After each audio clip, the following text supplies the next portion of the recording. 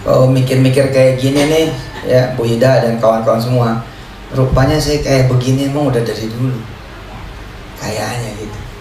Jadi ya alhamdulillah kuat mental juga lah gitu ya kan. Kadang kita pengen nolongin orang malah kita yang salah, kita pengen berbuat malah kita yang nanggung, dan dilala ya kelihatannya kayak bener gitu. Nah, oke. Saya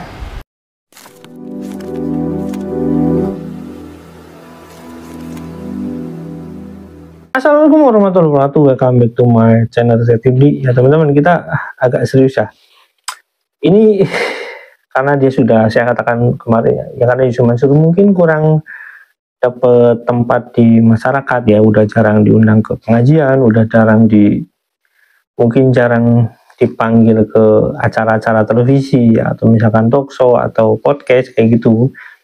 Sehingga ya dia bikin acara streaming sendiri ya. Dia bikin acara streaming, pengajian, terus kemudian di sana ngumpulin mungkin tetangganya gitu ya, untuk ya melobi lagi orang-orang yang mungkin kalau tetangganya kan mungkin nggak terlalu berdampak ya, karena kan dia nggak mungkin membuka investasi bodong dengan tetangganya, karena repot kalau dengan tetangganya, biasanya dengan orang yang jauh, karena orang yang jauh kan lebih mudah untuk dihindari. Nah, ada sebuah video, ini saya pernah berpikir tentang hal yang sama, bahwasanya Yusuf Mansur itu akan melakukan hal yang seperti ini, seperti orang-orang yang ya dalam tanda kutip orang-orang politik yang biasanya bermasalah itu dia akan bikin live victim gitu ya, seperti yang rame-rame belakangan ini kayak dengan klan Balawi itu ya, yang ditanyakan tentang DNA-nya malah dia sekarang tentang perang. Nah, ini saya nggak ngomongin tentang Balawi itu ya, nggak ngomongin tentang Habib-Habiban itu.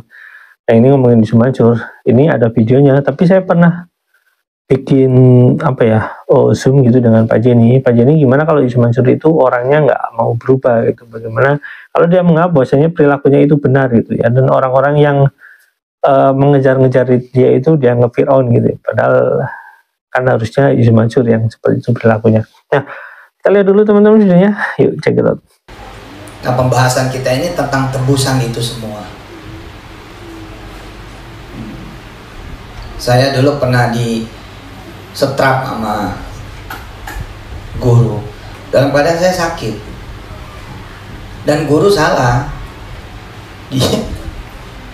Dia ngelihatnya tuh saya sebagai yang bikin ribut, padahal itu percis sebelah saya. Tapi tidak mau mengecewakan beliau, saya maju ke depan jadi yang dihukum. Kalau mikir-mikir kayak gini nih ya Bu Ida dan kawan-kawan semua, rupanya saya kayak begini emang udah dari dulu kayaknya gitu. Jadi ya alhamdulillah kuat mental juga lah gitu ya kan. Kadang kita pengen nolongin orang malah kita yang salah, kita pengen berbuat malah kita yang nanggung, dan dilala ya kelihatannya kayak bener gitu. Nah, oke. Saya dilihat sama guru sebagai yang ribut, terus saya dipanggil istirahat. Teman saya yang ribut tuh malah diem aja. Tapi kemudian ada Daman namanya, dia maju dari belakang. Pak Guru, biar saya aja yang disetrap, si Jaman lagi sakit. Dan guru menerima. Ya kalau kamu mau pasang badan buat si Jaman ya silakan aja berdiri sepanjang kelas. Akhirnya berdiri dia sepanjang kelas di kelas gitu. Dengan diangkat kaki satu khasnya dulu zaman dulu. Nah, itu namanya dia menjadikan dirinya tebusan bagi temennya.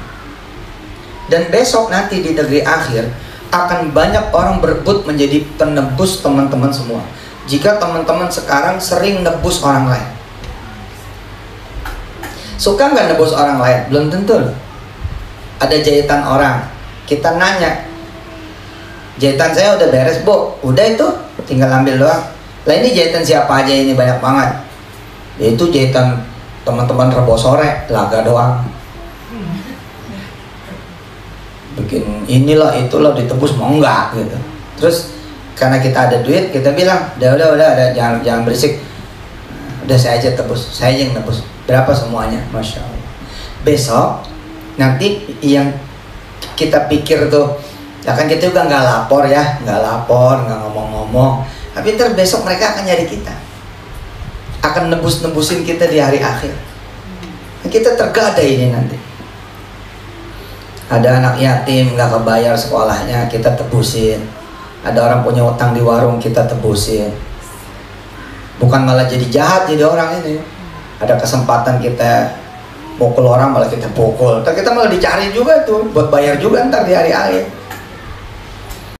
Oke, itu teman-teman. Nah, teman-teman, saya buat catatan kecil tentang omongan dia. Dia itu bercerita di sana, bercerita bahwasanya dia dengan Wirda itu mungkin dari dulu, atau misalkan dia sendiri dah, dan jelas dengan keluarganya yang diceritakan itu, bahwasanya udah terbiasa disalahin, padahal niatnya nolongin orang kayak gitu. Nah, itu omongan Yusuf Mansur ya. Dan menceritakan bahwasanya yang dia lakukan adalah untuk nolongin orang, padahal dia itu disalahin. Dia contohnya kayak gitu. Terus kemudian itu dari dulu katanya dia seperti itu, berarti dari dulu dia yang biasa disalahin karena yang membantu orang lain gitu. Terus kemudian dia bercerita tentang temannya yang intinya ya temannya yang bikin salah, terus kemudian dia yang harus disetrap. Nah, tapi ada yang nolongin temannya lagi gitu. Nah, kita mau ngebahas satu persatu nih. Ini poin-poinnya. Bahwasanya dia menganggap bahwasanya yang dia lakukan ini tujuannya untuk menolongin orang. Pertama, kita lihat kasus pertama, misalkan OFD kasusnya, dan uangnya kemana? Dia menjanjikan saham di Hotel City. Mana? Videonya masih ada di saya, jelas ya. Mana? Nggak ada, itu bullshit semua. Kemudian patungan usaha, dia menjanjikan itu akan menjadi milik umat. Mana? Umat yang mana? Yusuf Mansur, istrinya, Jody, sama istrinya, itu umat ya, umat Islam itu. Tapi kan bukan jamaah, itu kan kelompok dia sendiri. Mana maksudnya yang disebut nolongin orang? Orang berinvestasi di sana, ibaratnya diiming-imingin ini adalah bisnis syariah, diiming-iming ini adalah bisnis yang menjanjikan, diiming-iming ini nantinya akan menjadi tempat untuk berkumpul orang sebelum berangkat umroh, ibaratnya jadi tempat transit, dan kemudian nanti Anda akan mendapatkan 8%-nya. Mana janji itu? Itu yang dimaksud nolongin orang, di mana jelas di akta notaris di sana, terus kemudian di Kemenkumham di sana, itu semua kepemilikannya itu milik Yusuf Mansur ujung-ujungnya. Itu yang jelas maksudnya. Jelas, memang jelas ya, jelas itu milik Yusuf Mansur, dan jelas itu menjadi kepemilikan istrinya, dan jelas yang dimasukin ke sana Jody, jelas banget. Tapi apakah ada orang yang berinvestasi di sana yang ikut patungan usaha, ikut di sana, apakah menjadi pemiliknya? Enggak ada sama sekali perwakilan ini. Koperasinya yang diikutkan itu yang harusnya mewakilinya, enggak, karena koperasinya juga milik Yusuf Mansur juga. Mana? Tapi enggak ada di sana juga. Apakah apakah satu orang atau dua orang itu mewakili jamaah? Enggak ditunjuk. Enggak jadi komisaris juga, enggak. Jadi dibilang nolongin orang, enggak nolongin. Itu namanya memanipulasi umat untuk ikut di sana, dan umat ini enggak kebagian apa-apa, enggak ada. Itu mah bullshit omongan Yusuf Mansur, itu bohong. Yang katanya dia suka nolongin orang gitu, mana buktinya nolonginnya? Dengan investasi itu nolonginnya gimana? Enggak ada, itu bohong. Terus kalau dia disebut sering disalahin, ya dia salah lah. Orang dia ngumpulin orang, ngumpulin duit orang gitu ya, terus dia mengumpulkan orang kan, terus ngumpulin duit orang, terus kemudian dijanjikan akan mendapatkan bagi hasil 8% per tahunnya, terus uang itu akan kembali setelah 10 tahun, dan sahamnya tetap menjadi milik umat. Itu nggak ada, itu semua bullshit, semuanya nggak ada. Malah orang-orang ini dikatakan sebagai, ibaratnya dikatakan sebagai orang-orang yang mengejar dia sebagai musa kecil. Nggak ada, itu jelas-jelas bohong. Nah, terus kemudian Wirda dikatakan ya misalkan mirip dengan Yusuf Mansur yang biasa disalahkan gitu. Nah, dia jualan agama, kepentingan dia itu kayak gitu, jualan agama mengatasnamakan syariah, semuanya di atas namakan syariah. saya katakan itu ya bullshit juga, bohong. Dia mencari-cari uang ngatas sama agama, udah jelas itu mah. Mana yang dimaksud token kripto itu, e-coin itu, mana hasilnya, kan nggak ada. Terus apalagi, terus MAB itu investasi apa ya, mineral MAB itu apa ya, saya nggak mau nyebut lah, intinya gitulah, dia jualan air mineral, mana biasa disalah-salahin, dia biasa disalah-salahin, ya memang salah. Yusuf Mansur di penjara 2 kali misalkan, terus maksudnya polisinya itu nggak ngerti gitu, polisinya oh yang ini yang salah, terus kemudian Yusuf Mansur yang ditangkap gitu, maksudnya kayak gitu. Itu maksudnya 2 kali di penjara karena polisinya yang salah gitu, karena salah menerapkan hukum. Ya kan ngawur Yusuf Mansur nuduh kepolisian itu seperti itu. Memang kepolisian itu nggak melakukan ya penyelidikan gitu, nggak melakukan penyidikan, kan melakukan itu. Ngawur itu Yusuf Mansur itu bohong atas nama agama, itu jelas kayak gitu, ngaku orang ustadz kayak gitu. Kemudian cerita lagi temennya Yusuf Mansur waktu lagi sekolah, kemudian ada orang yang ribut Yusuf Mansur yang harus dihukum, distrap gitu, tapi ada yang menggantikan. Mana ada guru yang berperilaku seperti itu, menghukum orang atas kesalahan orang lain gitu, ya enggak. Kalaupun misalkan gurunya itu salah, Yusuf Mansur yang harus dihukum, ya Yusuf Mansur yang dihukum, bukan orang lain. Itu untuk apa ya, dihukum itu dan gurunya membiarkan, kan nggak kayak gitu. Itu ngawur Yusuf Mansur itu. Nah terus kemudian lagi, Yusuf Mansur ini merasa dirinya ini benar atas perilaku dia. Padahal kan jelas perilaku dia itu ngawur, bikin MLM, PyTrend, ngawur kan, ujung-ujungnya korbannya banyak. Itu karena menolongin orang, katanya enggak. Coba kalian lihat teman-teman, di investasi batu bara di Masjid Darussalam itu, Yusuf Mansur jadi apa? Katanya jadi komisaris, dan dia mau bilang mau membagi investasinya ini dengan bagi hasil sekian-sekian. Faktanya kan nggak jelas. Terus kemudian orang-orang yang pada kemudian orang Yusuf Mansur katanya bicara dia harus menyantuni anak yatim. Orang-orang yang kemudian menjadi yatim gara-gara Yusuf Mansur itu ya salah satunya mungkin kayak itu, walaupun meninggal ya itu kan Allah ya, Allah yang mencabut nyawanya, ruhnya gitu ya. Tapi orang-orang itu kemudian apakah orang yang bapaknya meninggal itu, atau misalkan korban dari PyTrend, atau misalkan korban dari patungan usaha yang bapaknya sekarang meninggal sakit dan itu masih kepikiran kasus yang dulunya cuma uang pas-pasan investasi ke Yusuf Mansur dan kemudian jadi sakit-sakitan, apakah dia peduli? Enggak. Mana ada omongan Yusuf Mansur yang bisa dipercaya kayak gitu?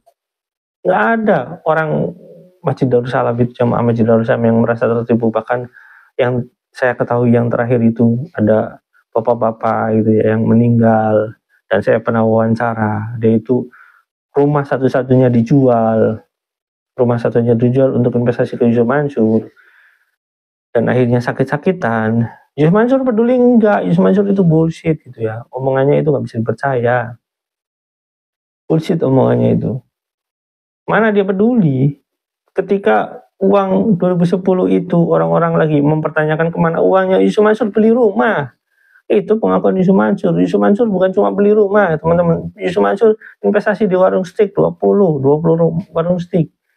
Kan itu gila. Itu apa itu yang kayak gitu yang dimaksud dengan Ustadz? Enggak. Yang jelas dia itu memang kalau dia mengakui bahwasanya dia sindrom kemiskinan, ya iya. Kalau dia mengembalikan uang-uang jamaah ini, Yusuf Mansur jadi miskin, iya benar. Dia takut miskin karena dia sindrom. Karena apa? Ya karena dia rakus. Dia pingin kaya raya, pokoknya pingin kaya raya secepatnya, dia pingin bermegah-megahan gitu, bermewah-mewahan. Mana ada Yusuf Mansur mau susah? Sebisa mungkin dia nggak mau ngeluarin uang. Contohnya apa? Contohnya ya waktu dia makan mie, uang orang-orang yang bersedekah itu, orang yang punya warung bersedekah itu, terus itu sedekah buat orang-orang yang sedang sholat Jumat. Mana dimakan sama dia? Mana dia bantu orang itu? Enggak lah. Mana ada. Kalau misalkan nanti klarifikasi, terus datangin orang lagi, terus nanti klarifikasi, ya itu udah basi namanya. Dan kita lihat ya orang-orang yang baru klarifikasi itu di kasus kasus angkot yang bukan Yusuf Mansur ini, Pak Deddy Mulyadi, yang kasus angkot itu yang dikasih sama, ya saya nggak tahu, mungkin uangnya dari Basnas dan beberapa CR yang kemudian meliburkan orang angkot ini, terus kemudian orang yang berkomunikasi dengan Pak Deddy ini malah suruh klarifikasi, dan ini modelnya akan seperti itu. Ya, tapi kan kalau saya kan nggak bisa ditekan. Ngapain takut ditekan orang kayak Yusuf Mansur itu kan. Makanya kalau teman-teman ya cari guru, cari orang-orang, jangan cuma mencari pembenaran atas kesalahan-kesalahan dia. Kalau dia salah, dia mengatakan salah, dia bertanggung jawab, itu baru guru yang baik. Semua orang punya salah, semua orang punya masalah, dan semua orang pernah melakukan kesalahan. Itu wajar kalau dia bertanggung jawab, itu bagus, itu baru contoh yang bagus gitu ya. Jangan yang bertanggung jawab ini yang kemudian dihujat, yang nggak bertanggung jawab nggak dihujat. Ya wajar sebenarnya kalau misalkan orang menghujat Yusuf Mansur ini, sampai sekarang dia masih aman-aman aja ya. Tapi kan dunia ini berputar bro, ada waktunya hukum itu bisa ditegakkan di dunia ini. Atau misalkan nggak bisa, ya waktunya ditegakkan di akhir, udah pasti. Sampai sini, wassalamualaikum warahmatullahi wabarakatuh. Bye.